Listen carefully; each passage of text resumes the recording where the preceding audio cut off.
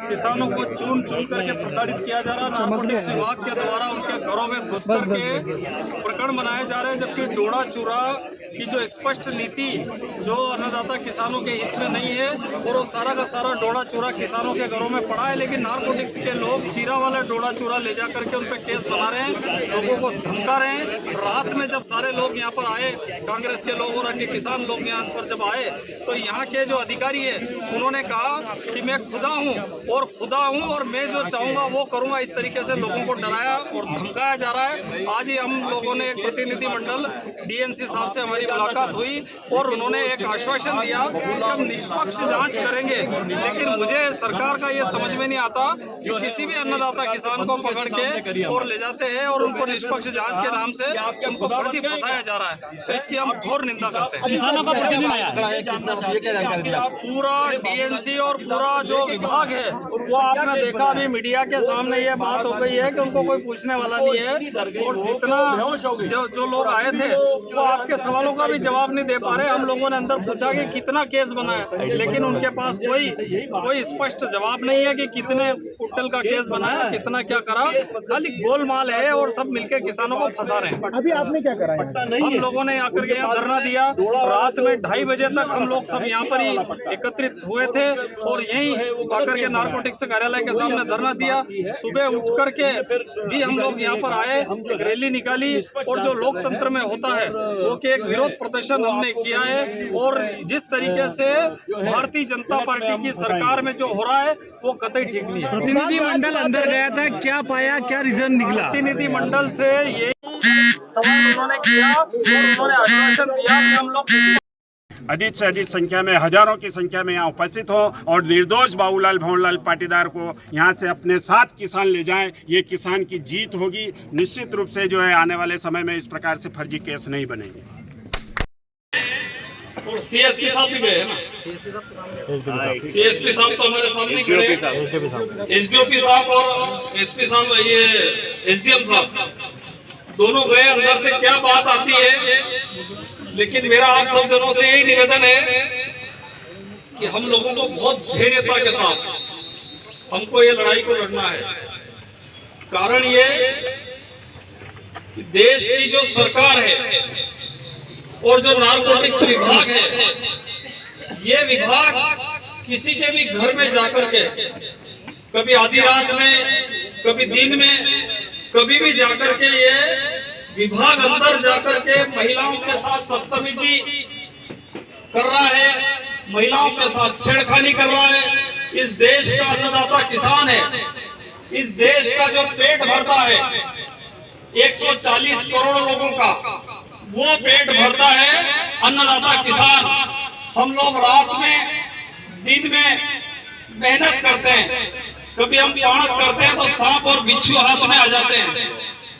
एक तरह से सीमा पे जो जवान मेहनत करता है, उसी हिसाब से इस देश का किसान मेहनत करता है। तभी हमारे लाल बहादुर शास्त्री जी, उन्होंने एक नारा दिया था, जय जवान जय किसान।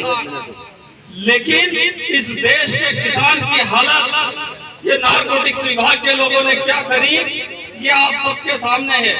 कल रात की घटना है, 7:30 बजे बाबूलाल जी किसान है, उनके घर में रात में नारकोटिक्स की टीम गई और जाकर के उनका दरवाजा खोला, महिलाओं से बदतमीजी करी और उनको कहा कि आप डोडा चूरा बेचो, डोडा चूरा का हम केस बनाएंगे। और बोले कि सीपीएस का डोडा चूरा तुम्हारे पास से बरामद हुआ। इसी नारकोटिक्स विभाग के अधिकारियों ने पूरे जिले में सीपीएस के पट्टे जारी किए। लेकिन मुझे ऐसा लगता है कि नारकोटिक्स के यहाँ जो अधिकारी है, उन लोगों के ध्यान में यह बात नहीं है कि जो सीपीएस का जो पट्टा है वो बाबूलाल जी के नाम पर नहीं है, क्योंकि उनका पट्टा चीरा लगाने वाला है। मैं आदरणीय सारे हमारे मध्य प्रदेश के प्रशासन के लोग भी यहाँ पर खड़े हैं और मुझे लगता है कि छुप छुप करके नारकोटिक्स के अधिकारी कर्मचारी भी देख रहे होंगे। सरकार की गलत नीतियों के कारण पहले एक जमाना था सरकार डोडा चूरा खरीदती थी और डोडा चूरा खरीद करके जो अमुक जगह वो देती थी, लेकिन जब से यहाँ पर जो सरकार की नीतियां गलत बनी, उन नीतियों के कारण उसी डोडा चूरा को इन्होंने घर में पड़ा पड़ा सड़ने के लिए मजबूर कर दिया। वो डोडा चूरा 6 साल से अन्नदाता किसानों के घरों में पड़ा पड़ा सड़ रहा है। आप आश्चर्य करोगे, हम किसान बहुत भोले लोग हैं, सीधे लोग हैं। हम लोगों को मैं आदरणीय सीएसपी साहब से भी आग्रह करूंगा कि हम लोगों की पीड़ा आप समझिए कि कभी नारकोटिक्स विभाग के लोग आते हैं और नारकोटिक्स वाले आकर के व्यापारी बनते हैं और जाके हमारे युवा लोग जो हैं, जो किसानों के बच्चे हैं, जो पढ़ने वाले हैं, उन बच्चों को लालच देते हैं कि तुम्हारे पास मोबाइल आ जाएगा, तुम्हारे पास डॉक्टर साहब तुम्हारे पास मोबाइल आ जाएगा, तुम्हारे पास गाड़ी आ जाएगी। इस तरीके से युवाओं को लालच देते हैं और नारकोटिक्स और पुलिस के लोग मिलकर के खरीदार बनते हैं और गांव में जाते हैं और गांव में जाकर के उस किसान से जाकर के कहते हैं मुझे इतना डोडा चूरा चाहिए।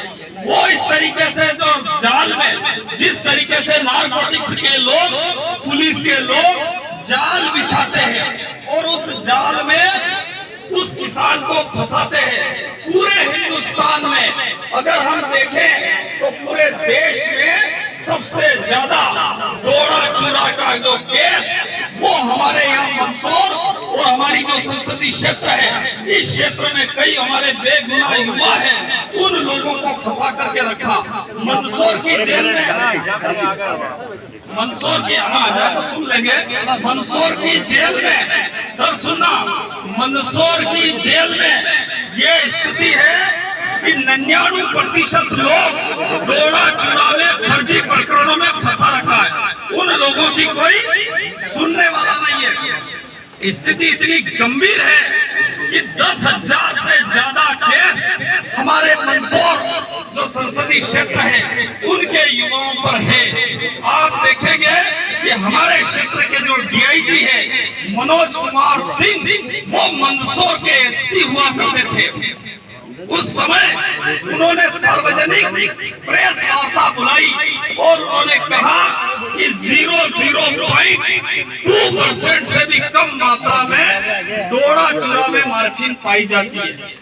गोली मिलती है बाजार में, उस गोली में 0.5% की मात्रा उसमें है, लेकिन हमारा जो यहाँ का जो किसान है, जब उसमें डोडा चूरा में मार्फिन है ही नहीं, तो ऐसी स्थिति में हम लोगों को क्यों फंसा करके रख रखा है।